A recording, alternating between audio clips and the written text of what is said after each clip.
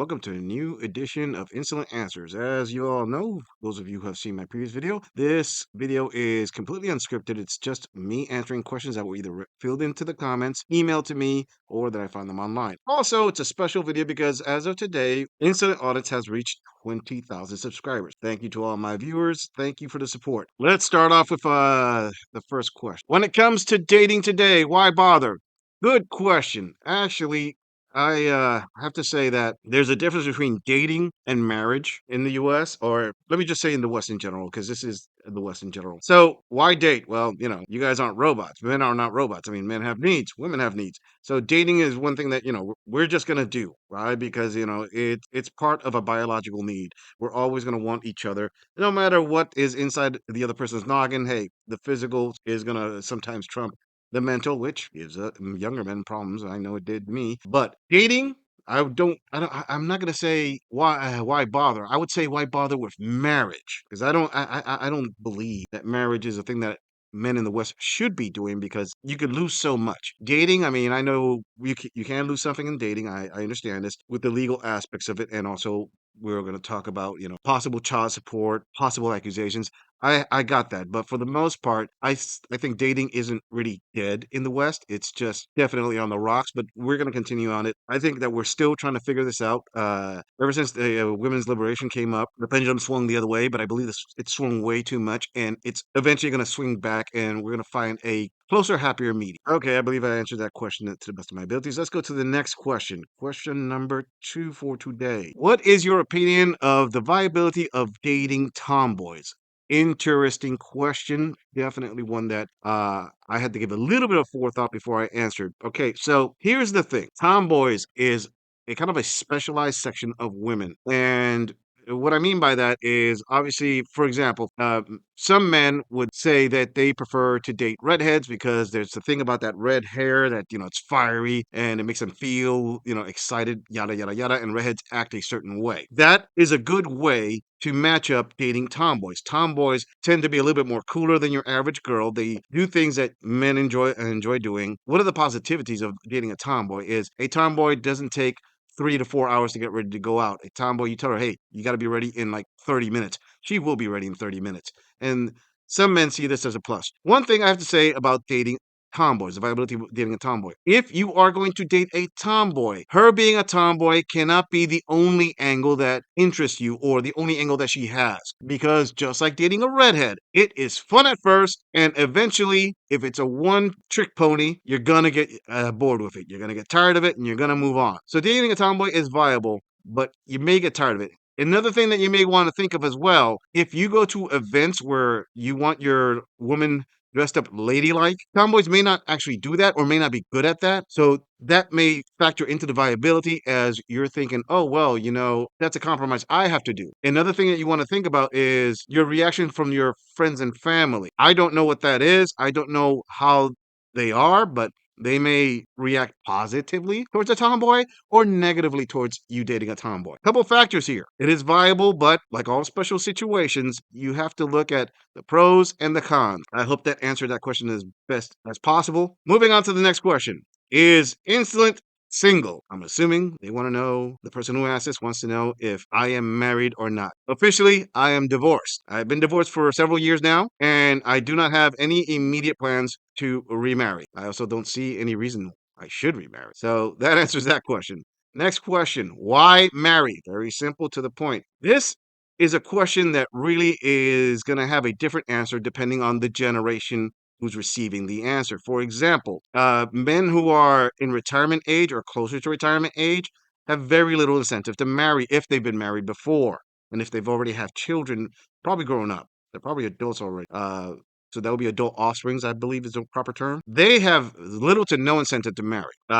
Men who are in the middle, between the ages of 30 to 45-ish, let's say right there, middle, that's where their careers are taking off. They probably were married already once before. They enjoyed the life of marriage, but they got taken to the cleaners in divorce court. So they're thinking about it. They like the idea of being married. They like the idea of having a wife at the house to take care of them when they come home and take care of their children. But they're also wary about the dangers that they're going to face. Younger men, the younger generations, those who are 18 years old and let's say around 29-ish, that's actually a small portion of your dating life, but it is also the most exciting one, we could say. That's where you see your challenges. And there, that's where you have that drive to be married. You want to be married because you want to be a provider. It's a biological urge, biological need in you to provide for your wife and your children.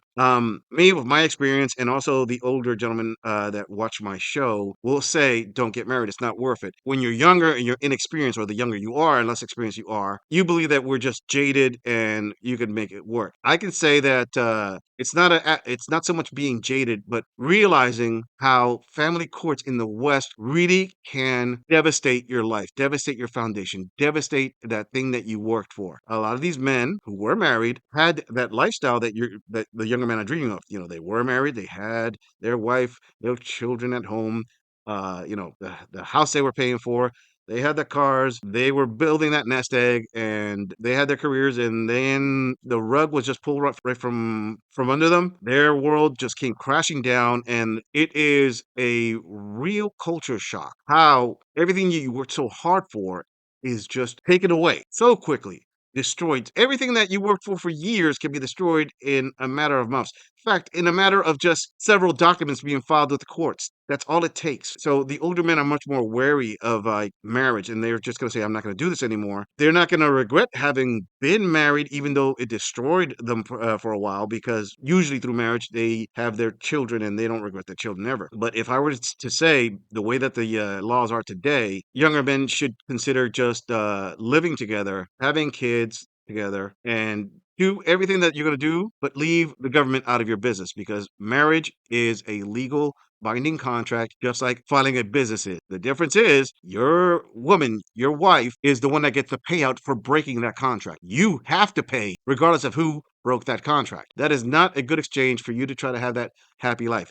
I know several couples that got together, they lived together, they've had a kid together, and both of them have decided to put their children ahead of everything else. And when women see that they can lose a lot by stepping out, they're going to reconsider, okay, their feels. All right, well, my feels are not as important as what I have now. So I would say marriage is not good today. I hope that answered that question properly. Let's go on to the next question. Can you explain hypergamy, monkey branching, love bombing, sharing feelings with women? Now, this was a much larger question. I had to really cut it down in order to fit it here. So I'm just going to answer this part. Hypergamy. That's pretty easy. I mean, let's say a girl loves apples, and she's sitting there, and you give her one apple every day, and she's loving it. Oh, I'm loving apples. And then all of a sudden, she sees this other guy who he has the ability to give 3 apples a day. And he's looking at her and she's looking at him. And she says, "Oh, well, if I get up off this bench and leave you here with your 1 apple, you were good. But, the guy opened a spot on that other bench, and I'm going to go over there. So I'm going to have 3 apples. So bye. I was glad to eat your apples." That's a good analogy of hypergamy. It simply is women are going to upgrade when they get the chance to upgrade. Women will deny this, but it's really a biological thing. Women are attracted to the men that have the most amount of resources. Yes, looks and height and other physical factors do affect a man's ability to attract a woman, but it's the resources that you can provide that women are attracted for the long term, because they want to know that their children are going to be taken care of, and what man can provide that long term. So that's hypergamy. Monkey branching. Let's take that last analogy I just did and tweak it a little bit. The girl is going to go from your bench to the other guy's bench. So what she's going to do, she's holding on to your apple, and she walks over to the other bench with your apple, took a bite out of your apple, and took a bite out of all the 3 of the other guy's apples. And eventually, she never comes back to your bench to get that 1 apple. And she stays over there with that guy with 3 apples. That's monkey branching. That's the difference between hypergamy and monkey branch. Hypergamy is upgrading, probably like a direct one where I'm cutting everything off. Monkey branching is I am going to hold on to you until I can secure that next guy, till I know that I'm in with him. That's kind of the sneakier version of it.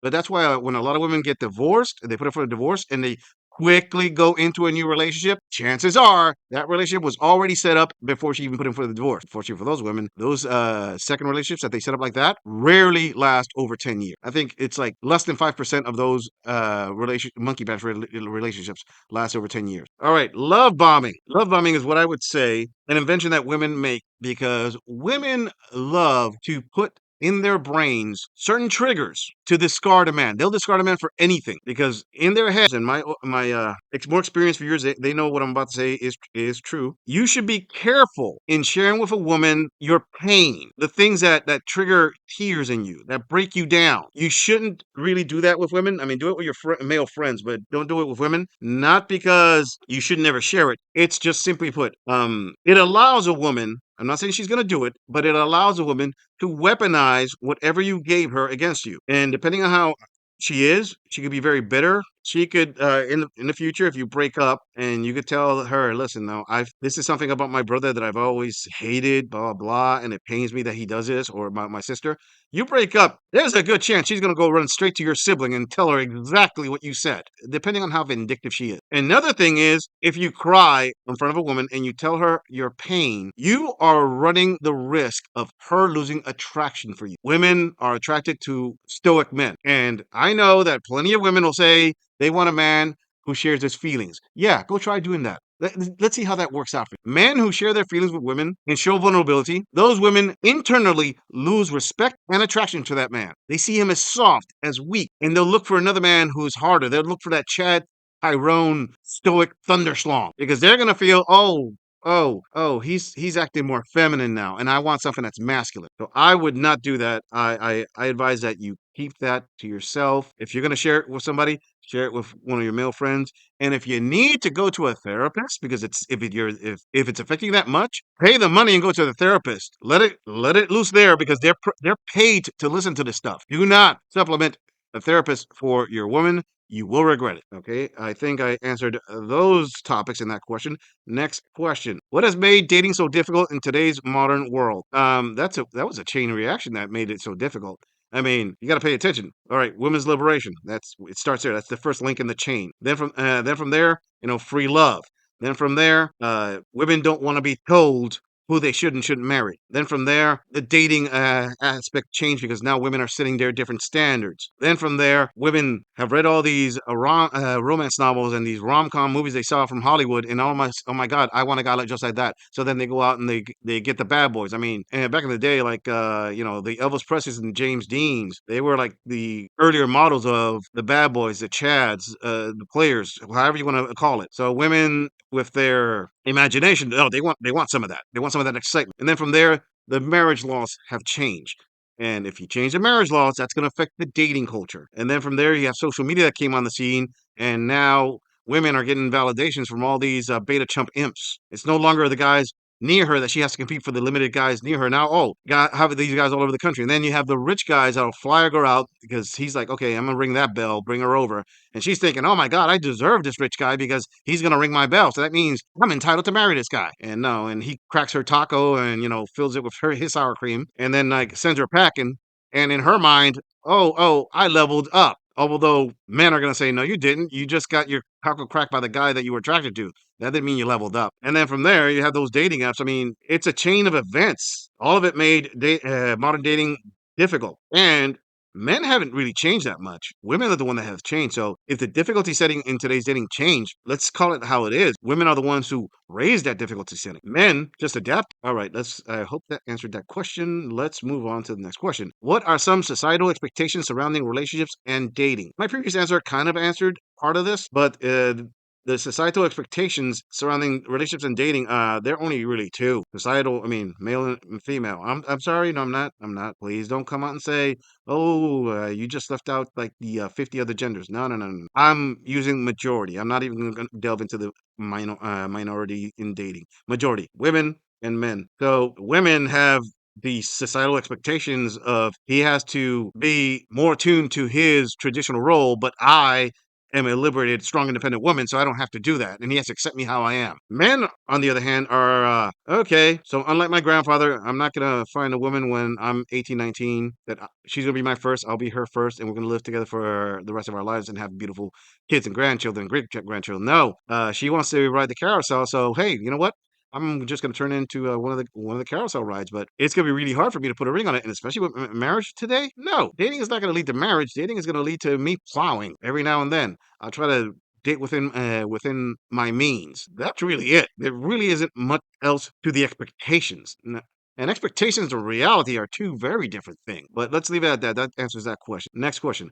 How does money affect the dynamics of the modern dating culture? He who has the money gets the honey. Is it a guarantee? No. It's kind of like saying, does being physically handsome guarantee that you're going to get the girl you want? No, but it definitely helps. Does being handsome and being 6 foot tall guarantee you're going to get the girl you want? No, but it really gives you an edge. Money is one of those edges. I mean, it affects the dynamics of modern dating so much that men who are not physically gifted with attractiveness or height or a chiseled body or thunder meat or whatever other physical dynamic can make up for a lot of this stuff with their financial earnings. A man who earns a lot of money can attract more women. For example, you have these two men that they're physically very, very similar. I mean, they look a lot alike. Everything about them is physically similar. One of them makes $50,000 a year. The other one makes like $130,000 a year. The guy who makes $130,000 a year is more than likely to be able to attract more women. Now, it doesn't really matter if the women that he attracts are highly attractive or not highly attractive. We're just talking about on average. He'll attract more women than the guy who makes $50,000 a year because financial stability is a factor that women consider very attractive. Why do you think these boss babes, when they want to attract a man, since they don't even bother to figure out what men like, they just put what they think is the most attractive thing forward and they say, oh, I have a job. I make this much money a year. Great. That attracts women. It doesn't attract men, or most men, I should say. So that's how money has affected the modern dating culture. All right. Answer that question.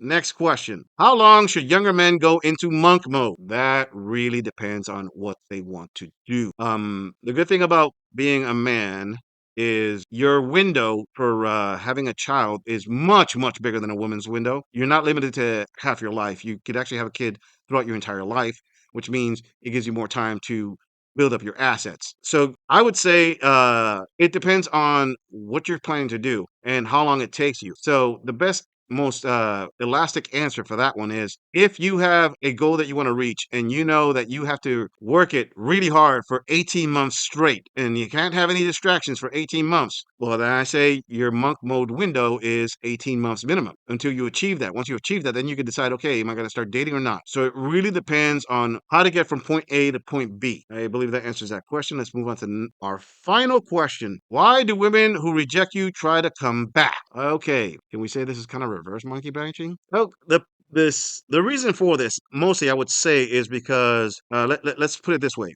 Women want a pre-assembled man. When they want to attract a mate, they want that guy to, hit every prerequisite she has, right? So let's say you tried to date her and you didn't have all those prerequisites and she decided to reject you right there. The reason she would try to come back to you more than likely is because you were not the quality man that she wanted at the time. You hadn't reached that pedestal yet. You hadn't reached that ledge yet on your climb to the top. You were a couple ledges below that, maybe 4 or 5 ledges below that. Then within an acceptable amount of time to her, you reached the ledge. You got there, bam.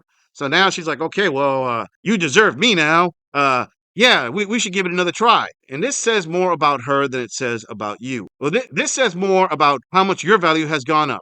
If a woman that you were trying to get with X amount of years ago, all of a sudden wants you to come back, that means that you're the one who's leveled up. And I'm not saying, it doesn't mean that you've gotten to her level. I'm saying that you've gotten to the level that she thought that she was entitled to. I mean, you both could have been at the same level at that time, but she felt that she wanted somebody who was 3, 4 levels above her. So that lets you know, oh, I've achieved this, the level that she is attracted to. And a lot of men will tell you when you're up there, if you're going to entertain a woman that you used to date before, the smartest thing you could do is just, hey, get now what you were trying to get back then, be it bedroom fun, be it going out, doing a couple things together, but don't plan to put a ring on it. Why? Because of the simple fact that you were not her first round draft pick. She only wanted you now that you went up in positions. That means that this woman is more than capable of monkey branching. It's possible that either you went up or she came down. She got rejected by the guys that she wants, and you were just one level below. So then she's like, oh, great,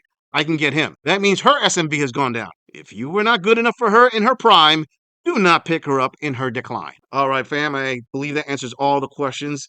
Thank you for those who sent in the questions. Thank you so much. All of you who are watching this video, put in the comments any questions you want answers for the next episode. Don't forget to like and subscribe and share this video on other social media platforms. And also, if you know anybody who actually needs to hear the answers to these questions, then in this video. All right, I'll catch everybody else on the next episode. This is Insolent Answers signing out.